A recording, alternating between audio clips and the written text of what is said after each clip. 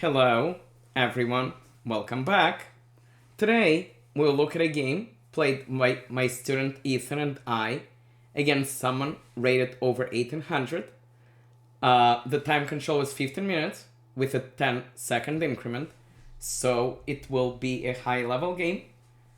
Ethan, as many of you know, if you watch my channel, has accomplished big things. He accomplished more things since then. He gained another almost 200 rating points. He is now rated over 1600, and he has now gained 800 points in the past year, which is incredible. So great job, Ethan. And let's look at the game. e4, e6, the French defense. Knight c3, the two knights variation. Black challenges the center. That is the whole point of e6. Now when black plays d5 and we take, black can take back with the pawn. The two knights variation continues. Black took, the Rubinstein variation. We took back with the knight. Opponent challenged the knight immediately, and we took. And the logic is either black takes with the pawn, and then castling becomes a little bit difficult, or black takes with the queen, and this queen might get in potential trouble. We control the center with pawn d4. Our plan is to play bishop d3 and bishop g5 to ask that queen some concrete questions. Black developed his bishop, bishop d6.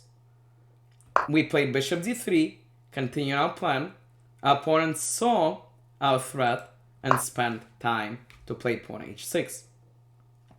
Played queen e2, which is a very flexible move. Sometimes you can play queen e4, sometimes you might castle long, and sometimes we just castle short, and this move helps us connect our rooks. Our opponent played knight c6, reasonable move, developing the knight, challenging the center. We played c3, which controls the knight. It cannot really do anything. And black played bishop d7, getting ready to castle long. We castled short. Our opponent castled long, opposite side castling. So we began a pawn storm with pawn b4. Our opponent played a really strange move. Computer wants him to start bringing the knight to the other side, but he plays knight b8, which I guess he might be thinking of playing bishop here, but that's a little too slow. Computer wants to play b5, which makes perfect sense, just taking away this square from his bishop, taking away this square from the knight, but we decided to centralize the knight instead. Our opponent brought the knight back, offering a trade, and here we can say move f4 just to reinforce, but we decided to play knight c4 instead, simply trying to trade the knight for the bishop. Our opponent played queen h4, which obviously threatens checkmate, but obviously it doesn't really cause too much trouble because we want to take anyway, which we did. Our opponent took back, and now his king is a little open, and now we played b5, hitting the knight. The knight went back to b8, and here computer wants to play a4, but we decided to sacrifice the pawn with pawn b6 with the idea to open this line in case black takes. Black played the best move. He pushed pawn a6, and we played g3. Computer does not love g3. It wants to play a4. It wants to improve our bishop, but g3 makes sense. The logic of g3 is we want to possibly bring the bishop here. Our opponent saves his queen, queen e7, but now this pawn is weak, so we played bishop a3, pinning this pawn to the queen.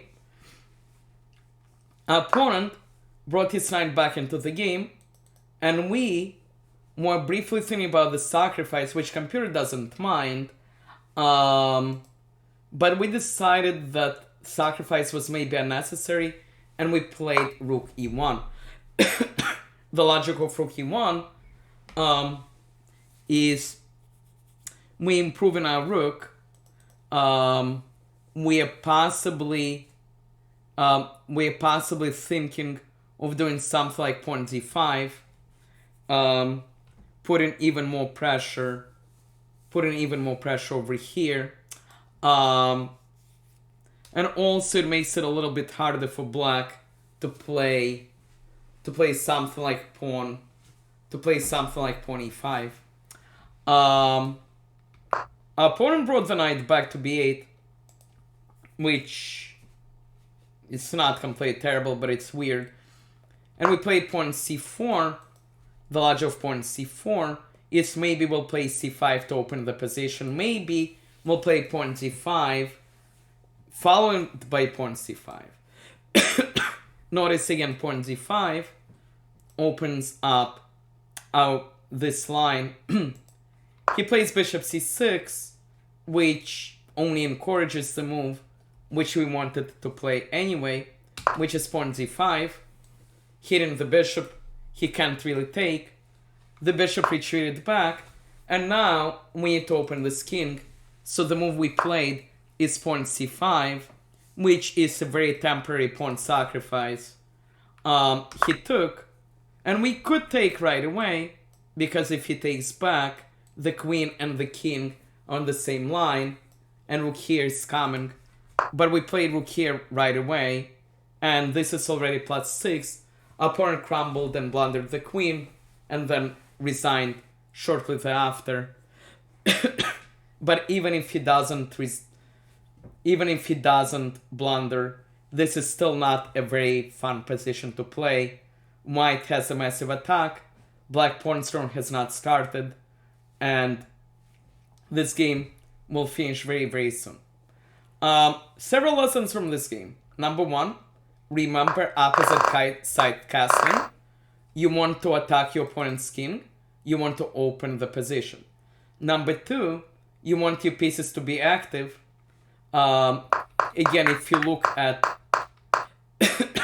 the position around move 21, if you notice white's pieces are all playing chess, this rook is ready to play. Black pieces are not so great. And lastly, occasionally be willing to sacrifice material in order to open your king. A move like b6, which is a free pawn, it's a good move because it opens this line if black accepts the sacrifice. I hope you learned something from this game. To Ethan, keep being amazing. Can't wait to see what you accomplish. And everyone else, please like, please subscribe, and I will be back soon. Thank you.